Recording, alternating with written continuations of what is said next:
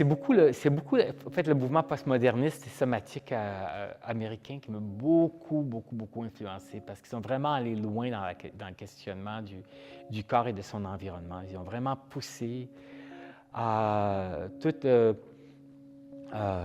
l'idée du continuum. J'en ai fait à peine un tout petit peu, mais déjà, ça a déclenché des choses chez moi très essentielles. Donc, Linda Rabin m'a beaucoup donné aussi. Donc, souvent aussi, c'est le concept, hein, c'est les concepts qui sont véhiculés par les différentes idées somatiques qui vont déclencher des façons d'observer les processus.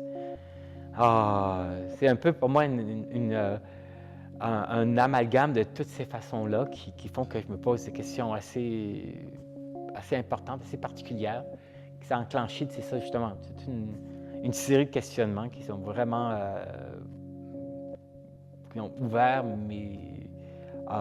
mes sens politiques du mouvement, mes sens de l'engagement du corps dans la présence. Donc, oui, c'est des gens très importants pour moi qui m'ont beaucoup offert.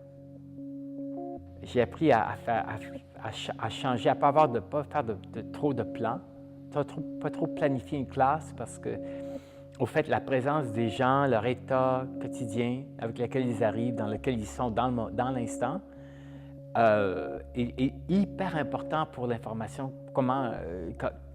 Quelle est la question qui provient des gens? Quel est leur état? C'est essentiel d'observer ça pour pouvoir continuer à mener une pratique somatique qui est constructive, qui est vraiment à l'écoute de ce qui se passe vraiment dans l'instant. Donc, je suis autant de ce côté-là, l'enseignant, que je suis constamment élève aussi.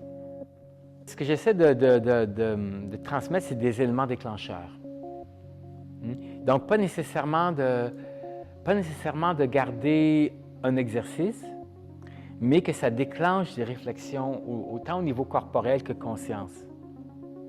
Donc, et puis, souvent, c'est assez transformateur, comme ça transforme tout le monde dans le groupe.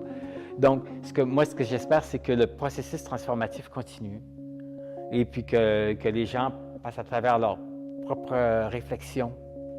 Il n'y a pas une réflexion. Pour moi, il y a des réflexions qui sont prioritaires, mais ça ne veut pas dire qu'elles doivent l'être pour l'autre.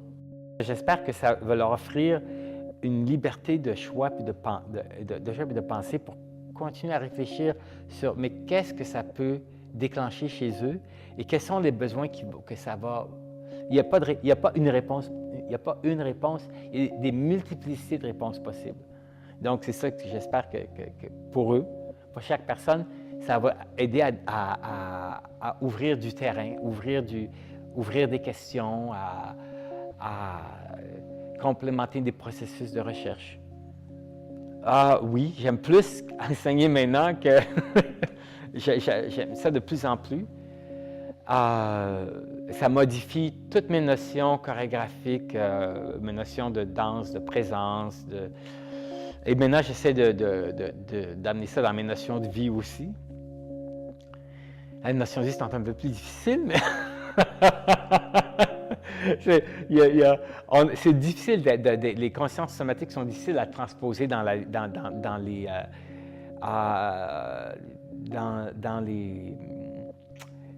les absolus du quotidien, parce que on est vraiment dans du carré, on est vraiment dans du béton, on est vraiment dans des codes installés, des codes de consommation qui vont à des degrés très profonds chez l'être.